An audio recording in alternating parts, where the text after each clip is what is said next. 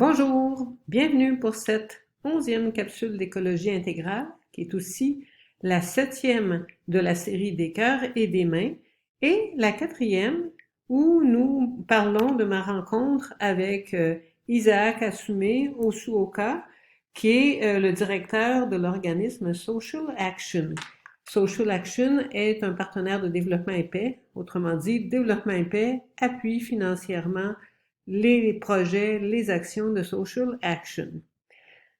Cette semaine, Asumé, à travers mes paroles, parce que l'entrevue avait eu lieu en anglais et vous pouvez avoir accès à la vidéo en anglais si vous le souhaitez. Donc, à travers mes mots, Asumé va vous parler de solidarité et de justice. Il insiste beaucoup là-dessus, la question de la solidarité et de la justice. Je remets une diapositive que vous avez déjà vue, juste pour vous rappeler où se trouve le Nigeria en Afrique. Alors, la perspective de Social Action est d'assumer, et puis je dois dire que pendant cette partie-là de l'entrevue, il s'est enflammé. Il était vraiment très convaincu de ce qu'il m'a dit, et même indigné, souvent très indigné. Alors, il m'a dit, notre perspective, c'est pas de dire, oh, pauvres eux autres, ils souffrent de changement climatique, ils ont besoin de notre aide. Faudrait que l'Europe et les pays d'Amérique du Nord viennent à leur aide. Non, c'est pas leur approche. Ils disent plutôt, ces gens-là, nous sommes victimes d'injustice. Nous sommes victimes d'un système qui a fait que les pays du Nord ont produit énormément de gaz à effet de serre. C'est eux qui ont détraqué le climat, mais c'est nous qui en souffrons les premiers. Il y a eu des émissions massives de GES dans les pays du Nord qui ont été les premiers à être industrialisés. Et il y a des recherches qui montrent que les pires épisodes de sécheresse extrême, de sécheresse prolongée, qui produisent d'énormes dommages dans le Sahel. Le Sahel, vous vous souvenez, c'est une bande désertique, semi-désertique, en beige pâle ici sur l'illustration, qui est en dessous du Sahara, et le nord du Nigeria est dans cette zone du Sahel. Donc le Sahel a connu les pires épisodes de sécheresse à cause des émissions de gaz à effet de serre des pays du Nord et aussi à cause aussi des aérosols. Dans les années 70-80, il y avait une combustion massive de charbon en Europe et en Amérique du Nord pour produire de l'énergie. Puis on sait qu'avec la guerre en Ukraine, on a tendance à réactiver ça, le charbon. Alors, Assoumé a fait des recherches là-dessus et les études qui ont été publiées montrent que les aérosols qui sont projetés dans l'atmosphère ont détraqué le climat dans les couches élevées de l'atmosphère et paradoxalement, ça produit un refroidissement. Ça annule pas le changement climatique, c'est une zone de refroidissement qui a eu pour effet de faire se déplacer la bande de pluie qui pouvait toucher le Sahel. Donc, la pluie est allée plus au sud, ce qui a aggravé la sécheresse sur la bande du Sahel. Peu importe le phénomène météorologique là, qui est assez complexe, il y a un lien de cause à effet entre les aérosols et aussi les gaz à effet de serre produits dans les pays du Nord et la sécheresse qu'il y a dans le Sahel. Alors, les changements climatiques majeurs que les gens du Nigeria voient et aussi les pays autour, hein, c'est pas juste au Nigeria, ça se manifeste en particulier par l'assèchement du grand lac Tchad. La zone en rouge que vous voyez ici délimite le bassin du lac Tchad. Ce lac était vraiment très grand, qui soutenait la vie, qui était la principale source d'eau douce pour l'est du Sahel et qui alimentait finalement 20 millions de personnes au Nigeria, au Cameroun, au Tchad, au Niger. Et c'était aussi un lieu où se pratiquait la pêche et c'était des eaux qui permettaient l'agriculture. Et le lac Tchad a pratiquement disparu. J'ai pas trouvé des données qui vont jusqu'à 2022, mais là, vous voyez, en 72, Le lac Tchad, la couleur, là, l'espèce de gris-bleu, ça rétrécit, rétrécit, rétrécit, et probablement que ça a encore empiré. Donc, imaginez, nous, au Saguenay-Lac-Saint-Jean, le lac Saint-Jean qui deviendrait un tout petit, petit, petit lac. On serait sous le choc de voir ça. Donc, tout ça a créé des conditions favorables à l'apparition du groupe terroriste Boko Haram que je mentionnais la semaine passée. Alors, Assoumé a vraiment insisté là-dessus. Quand on parle d'adaptation au changement climatique, on n'est pas en train de dire au secours, venez nous aider, soyez charitables envers nous.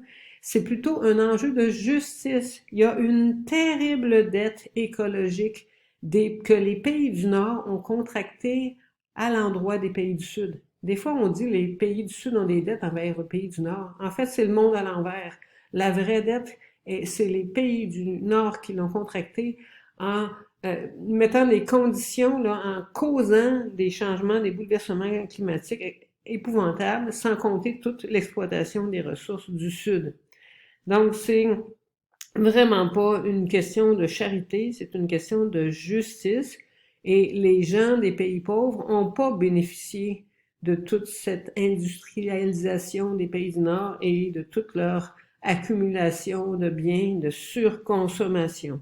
Donc vraiment, il a insisté, là, c'est là qu'il était enflammé, justice pour les victimes. Et là, je lui ai demandé, qu'est-ce que vous attendez d'un organisme comme Développement et Paix? Quand je l'ai rencontré, je l'ai connu à une assemblée d'orientation de développement et paix qui avait lieu à Halifax en juin dernier. Alors, il nous a dit qu'il se sentait privilégié d'être à cette assemblée-là. Il a pu voir les partenaires, les gens de développement et paix, qui sont vraiment dans une approche de justice et non pas de charité. Il était heureux de voir qu'il y avait une compréhension là, des questions sociales. Puis, il constate que dans les grands médias, et également dans les médias sociaux, il y a plutôt la dimension de la pitié. Regardez, ces pauvres gens, ils font pitié, ils ont besoin d'aide, ils ont besoin de nourriture. On voit ça souvent. Oui, c'est bon qu'il y ait des secours humanitaires quand il y a des catastrophes, il y a des fois des urgences, il faut faire quelque chose. Mais il faut comprendre les enjeux d'une manière un peu plus profonde, aller voir les causes et se rendre compte que derrière tout ça, il y a une histoire d'injustice. Et ces injustices-là, il faut les réparer. On a besoin de réparation, il y a une dette écologique. C'est nous, au Nord, au Canada, mais les gens aux États-Unis, en Europe de l'Ouest, on a bénéficié, sans être directement, personnellement peut-être responsable, on a bénéficié de tout ça. Donc, il y a une responsabilité qui vient avec ça et il y a une question de solidarité à avoir envers les victimes. Et là, Assoumé disait, il y a d'excellentes personnes dans Développement et Paix qui vont donner de l'argent pour appuyer nos projets, puis c'est excellente chose, il l'a répété, c'est bon, ça aide.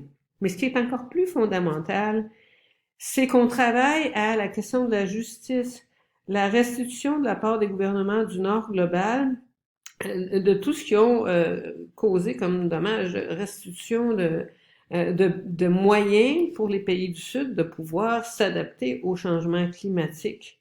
Il y a une responsabilité des grandes entreprises pétrolières, notamment, que nous, au Canada, on continue à subventionner. On subventionne beaucoup l'exploitation pétrolière.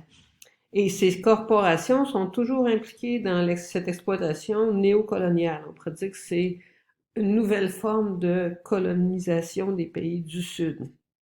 Alors, il faut s'engager de ce côté-là. Et c'est le message que Assoumé voulait lancer à Développement et Paix. Engagez-vous, pas juste en donnant de l'argent, mais en agissant pour faire des pressions auprès de votre gouvernement, auprès des grandes compagnies, signez des pétitions, allez faire du plaidoyer, c'est-à-dire rencontrer les dirigeants, vos élus, vos députés pour faire valoir cette question de justice. Et justement, cette année, c'est la campagne, la même campagne que l'année passée, qui se poursuit au Canada. Et là, ça touche plus largement que le Nigeria, cette campagne-là. C'est notre campagne depuis l'année passée, les gens à la planète et la planète avant tout. Si vous n'avez pas encore signé cette pétition-là, je vous en prie, allez la signer. Rendez-vous sur le site de Développement épais, site web devp.org, devp.org.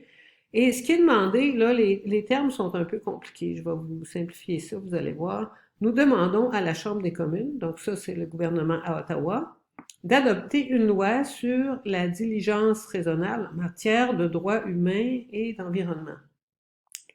En mots plus simples et plus clairs, on demande aux compagnies d'assumer leurs responsabilités, qu'il y ait une loi qui les force à assumer leurs responsabilités par rapport aux dommages qu'ils ont faits.